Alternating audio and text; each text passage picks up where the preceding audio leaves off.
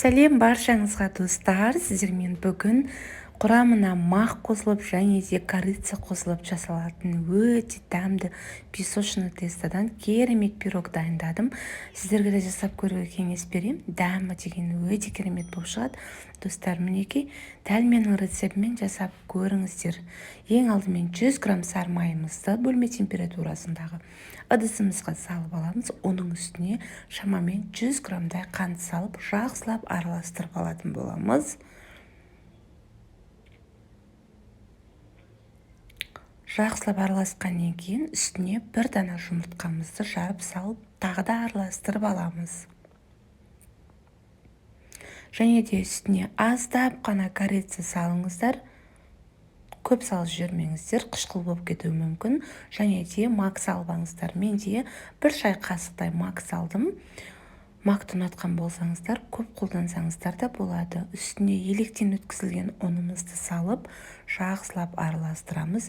Және де үстіне разрыхитель салып алыңыздар. Сосын барлығын жақсылап араластырып алыңыздар. Неке достар, кішкене енді қолымыздың көмегімен ұнымызды сала отырып, өте жұмсақ қамыр илеп алыңыздар. Жұмсақ болуы шарт, қатты болып қалса пирогымыз жақсы шықпай қалады, қыздар. Неке жұмсақ қамырымызды пленкамызға салып, холодильникке 20 минутқа қойып қойыңыздар. Ал достар, 20 минут тұрған қамырымызды алып, кішкене бөлігін әсемдік үшін бөліп алдым. Бетін әсемдеу үшін қалған бөлігін табамызға бір келкі етіп жайып шығатын боламыз. Қолымыздың көмегімен, оқтаудың көмегімен жасасаңыздар да болады. Мен қолым көмегімен жасап шықтым. Мінекей қамырымда өте жұқа, және де үйдегі қара өріктің вареньясын осылай үстіне құйып шықтым. Бір келкі етіп осылай жасап шығыңыздар.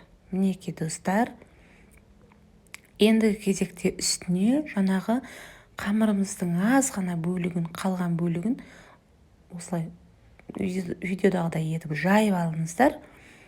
Және де пышағымызбен жіңішке етіп кесіп,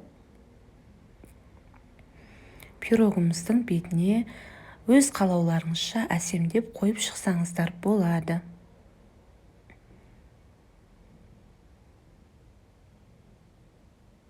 Неке достар, дәл осылай видеодағыдай әсемдеп шықсаңыздар болады.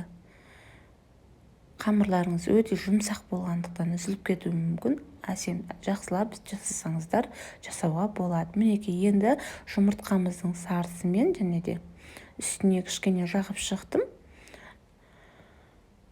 Дәл осылай жасап шықсаңыздар болады. Қыздар, дәмі деген өте ерекше болып шықты. Сіздерге де жасап көруге кеңес беремін. Менің отбасыма, балапандарыма қатты ұнады. Бір шай ішкенде уже жоқ болып кетті бізде осы пирог. Жасап көруге сіздерге де кеңес беремін. Мінекей арасы да өте керемет, таза пісіп шығады. Жасап көруге сіздерге де кеңес беремін, достар. Мұнда менің Instagram парақшам бар, және де осы YouTube каналыма тіркеліп кетуді ұмытпаңыздар. Алда сіздермен керемет дәмді рецептермен бөлісемін. Назарларыңызға рахмет.